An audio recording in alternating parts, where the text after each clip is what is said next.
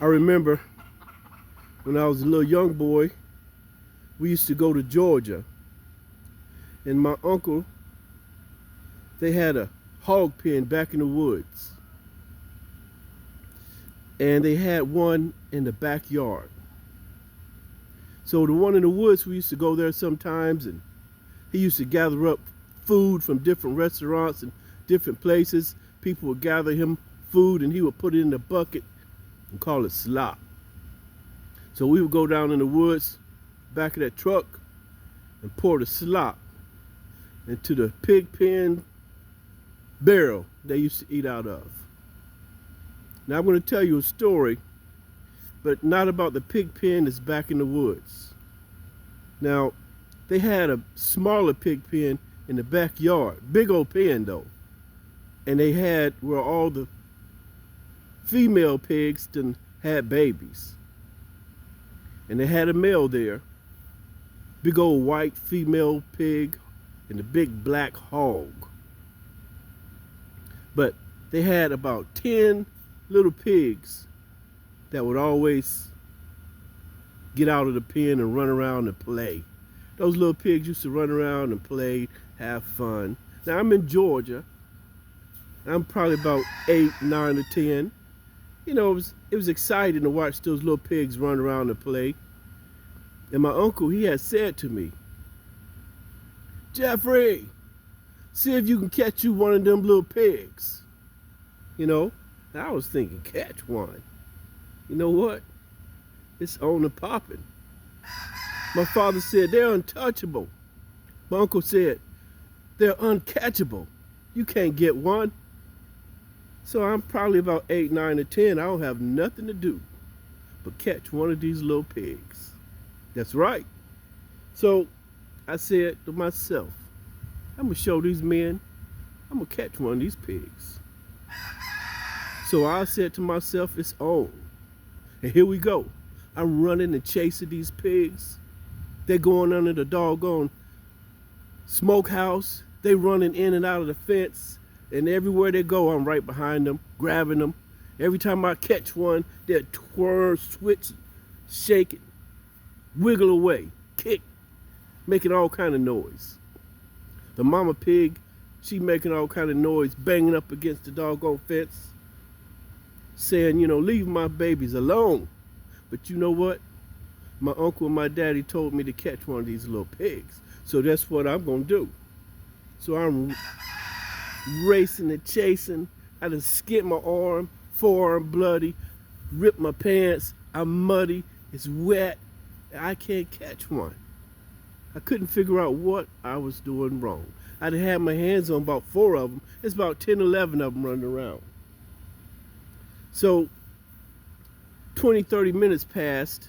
That's a long time racing and chasing some little pigs. So they had a little outhouse. And the outhouse, you know what that is? It's an outdoor bathroom. But it had about 3 steps. And I sat on the middle step. And when you're sitting on the steps of the outhouse, the hog pen, the pig pen is behind you. So I sat there and I was trying to think, what am I doing wrong? How come I can't catch one of these little pigs? I done had my hand on 4 or 5 of them, but they squirm and wiggle and kick, holler and scream, and they get loose. I think I was thinking that they were going to bite me. So I sat on that little step, trying to figure out what was I doing wrong, and how can I fix it? I got to show these men that this little boy is going to catch one of them pigs. So as I sat there, I realized the little pigs was coming around me, and they would look at me and take off running. And it hit me that these pigs are playing. They are playing with me. So I sat still. I didn't move.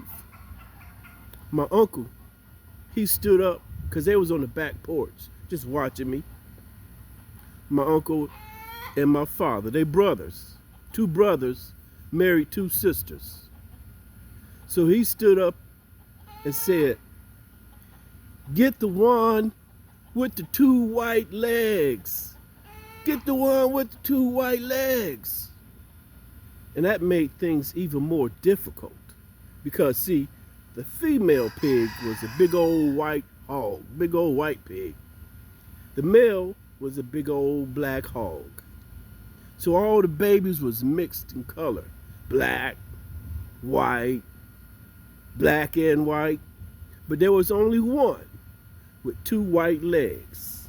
And that's the one they told me to catch. So I couldn't focus on nothing else, no other pig, but the one with the white legs. He's mine. I'm gonna catch him. So I sat still, sitting on the doggone steps. I act like I wasn't paying them no attention. And it wasn't long before the pigs started coming around me, coming all around my legs. Now I can't touch any one of them, but I need to catch the one with the 2 front white legs. And guess what? That little son of a gun came right at my feet. I was looking down at him, trying not to move. And I could see my father and his brother on the steps looking at me. They see this one in front of me. Now I had a plan that I was going to grab the leg and I was going to put him in a chokehold. And I was going to squeeze until I couldn't squeeze no more. I jumped down to grab that doggone pig and I put him in a bear hug like that, had his head stuck out here. And he couldn't bite. He was wiggling. He was trying to get away. I had his back leg in my hand, my right hand, and I got a grip on this pig, and he's squirming.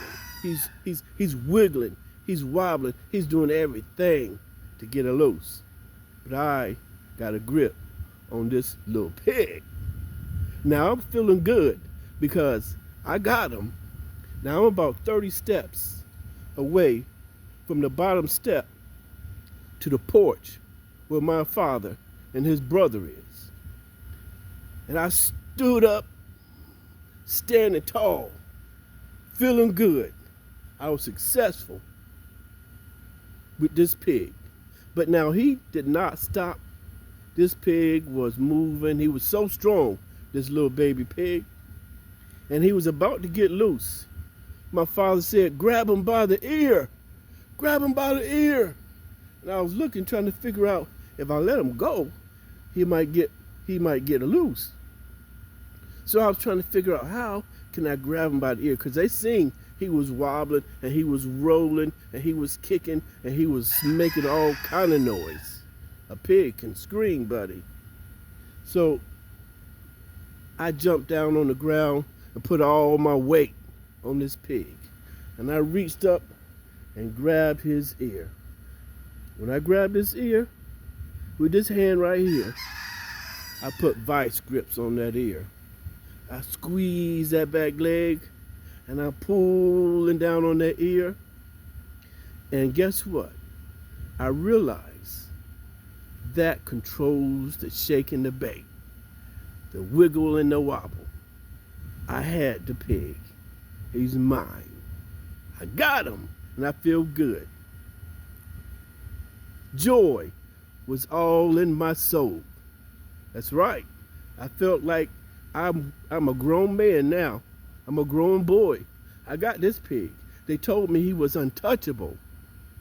They told me he was uncatchable. I'm 8, 9, or 10, and I got him. But let me tell you something. This little pig, once I had his ear, and I'm holding on to him tight, he starts squealing. You know, if you've never heard a pig squeal, you know, you probably seen it in a movie, but I'm standing there holding one. And he starts squealing. I bet you can hear him a mile away. He sounded like a fire truck, police car. But I had him, and he wasn't going nowhere. Now my father, my uncle, said to bring him here. Bring him here. They was waving at me. Bring him here. So I start walking, and I was successful. I felt so doggone good. And I was thinking, because they didn't want this pig, I was thinking as I'm walking that I'm going to tell my daddy that this is my pig. We're going to put him in the car when we go back to North Carolina. And I'm going to take him home. This is my pig. This is mine. We're going to take him back to North Carolina. That's what was going on in my mind. Now I'm probably about 10, 11 steps away from the bottom of the step to go up to the porch. And I felt so good, so proud. I know they're happy for me, and I got this pig, and this pig's still hollering, and he's still trying to get away, but he's not getting away because I got a kung fu grip on him. That's right. Now, I happened to look up and see my uncle. He reached up under a table and pulled out a gun. He pulled out a gun. So I thought, wait a minute. I'm a little bit confused. He got a gun. I was thinking, I was confused. And then misunderstanding came across me. Like, there's a misunderstanding here. They don't know that this is my pig.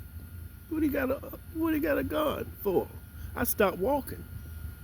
Now I'm about 7 steps away from the bottom of the step to get to the porch. And they still telling me to come on up. Come here, bring him here.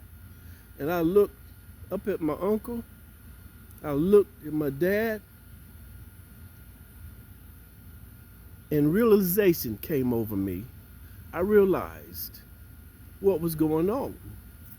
First, I had joy in me. I had confusion, misunderstanding. Realization kicked in. I realized that this pig that I spent my time, I'm dirty, I'm filthy, I'm bloody.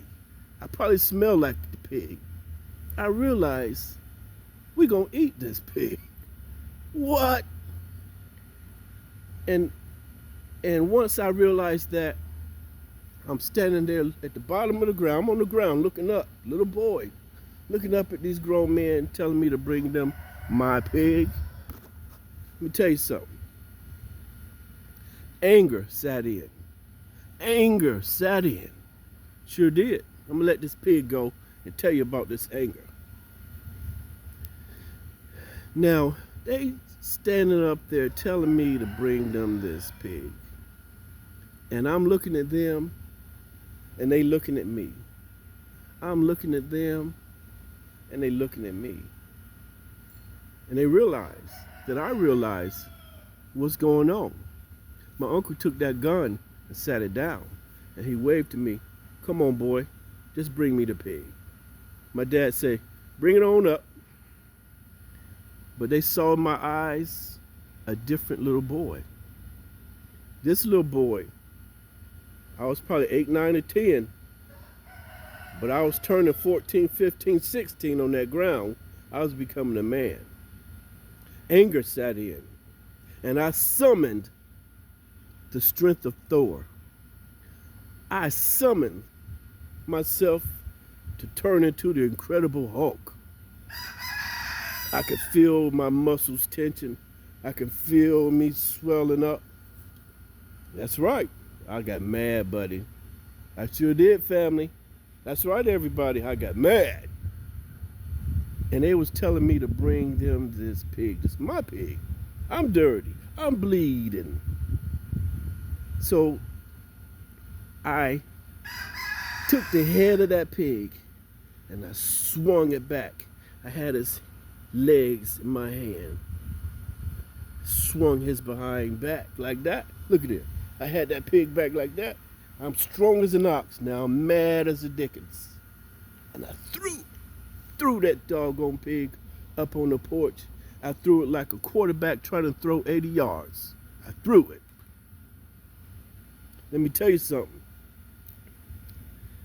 I threw it right between the two men, my brother and his uncle.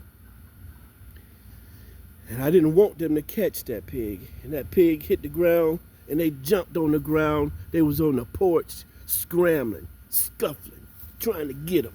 trying to get that doggone pig, and that pig was shaking and baking, maneuvering the same thing he did me. But I caught him now, and he got away. He got away. Now I'm going to tell you this in slow motion. He got away. And he got to the edge of that porch.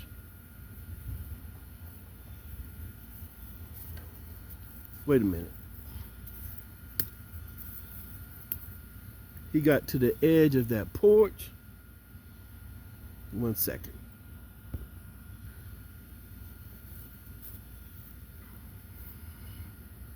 He got away from that. If he got away from them, he got to the edge of the porch, and he bent down like he was going to jump. I'm on the ground looking at him, and he jumped. I never knew a little pig had that much power, that much strength. He jumped. And in the midair, I was looking at him. And he turned and looked at me. And he looked back where he was going. And I looked at him, flying by. He had his 2 feet, 2 legs, spread like Superman. The back of his legs was spread eagle. That's right. That doggone pig jumped, flew by me, over me, and when he hit the ground, when that little pig hit the ground, all you saw was dust. Now his mama, the pig's mom, was still fussing. Said, bring your little ass here. What you doing? All that running. I told you to stay your butt in this doggone cage. And that pig was running. He ran so fast, he literally disappeared. That's how fast he was running. The little pig ran and caught up with the rest of the little pigs. And his mama took him to the back part of the pig pen. The daddy was looking and he was saying, don't you bring your butt over here. And I turned back to look up on the steps, that porch, and my daddy and his brother. And they looking down at me, and I'm looking at them. They looking down at me, and I'm looking up at them. Now I realize that I'm in trouble. So I'm looking up, and right behind them, there's a screen door. And I looked through that screen door, and I saw my mama. I saw my mama standing behind that screen door. She was looking at me.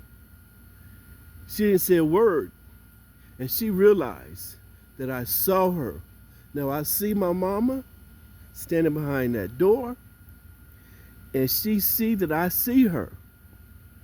My father and his brother, my uncle, they turned to look to see what I was looking at. They turned back, and they realized that I'm looking at my mama. Nobody said a word. But I looked at my mama, and I squinched my eyes. She said, Jeffrey, get your butt in this house. Get your butt in this house. Look how dirty you are. You out there messing with them pigs. You know better than messing with them pigs. You're bloody, you're stinking, you're dirty. Get your butt in this house.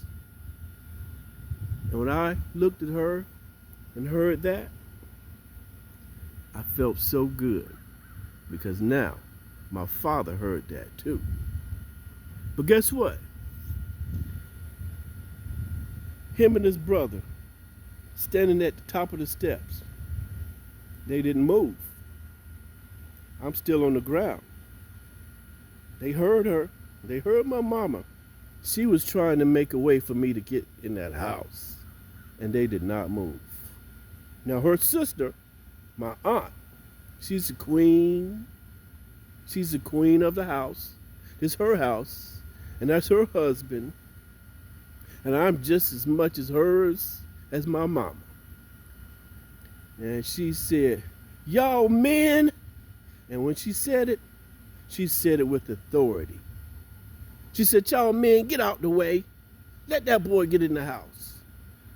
And they moved out the way, and I walked up in the house, thinking everything was fine. My mother had a grip on me. She gripped me with 2 arms, and I'm trying to figure out why she grabbing me so doggone hard. And I turned and looked back and saw my father and his brother going down them steps. I saw them pick up the gun. So I broke free from my mom, and I was running, thought I was gonna run and stop them. But my sister, she was there the whole time watching, and you could hear the cry in her voice. She said, "Jeffrey, don't you go down them steps." I heard that cry and I stopped. If I would have went down them steps, I would have got my ass tore to pieces. My sister said, "Don't go down them steps." And I didn't. I yelled, and I bet you could hear me from a mile away. I said, "Don't you go and get mine." And they stopped and looked. My mother was on the porch. She put her hands on her hips and turned her head to the side. And they turned and started walking. My aunt came out. She put her hands on the fence post. She's a queen. And when she spoke, the ground shook. The pigs stopped squealing and making noise. The cows stopped mooing. The horses, they was eating grass. They stopped eating grass, and they lifted their heads up, and they looked at my daddy and his brother. No sound, nothing moving. The clouds stopped moving. And she said, "Y'all heard him?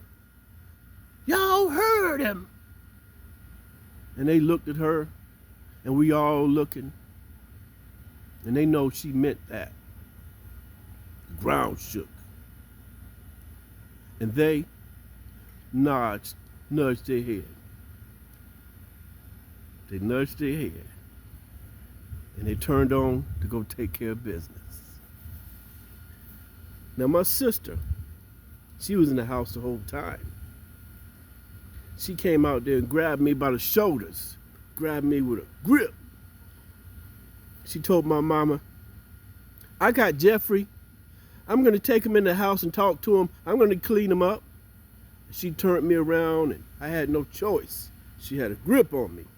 She walked me in the house and took me in the back room. She said, "Boy, you know we not in North Carolina. You in Georgia. If you would have went out there, it's daytime, Jeffrey. If you would have went out there, they would have took their belts off and whooped you from day to night. And then would have made you go catch that pig again. And made you kill him. Don't you ever, ever break away from your mama. And you better start listening, boy. We not in North Carolina." That's right. And guess what? I heard it. Pow! I heard it. Pow! Everybody, probably miles away, heard it. And it wasn't my pig. Yeah, it wasn't mine. That was a story that I just wanted to share with everybody. Those are the times of me growing up, learning how to be a boy, learning how to be a teenager, becoming a man. That's right. So I hope you enjoyed my story. I wish everybody have a lovely day. I voted today. Have a safe day. Have a blessed day. And until later, goodbye.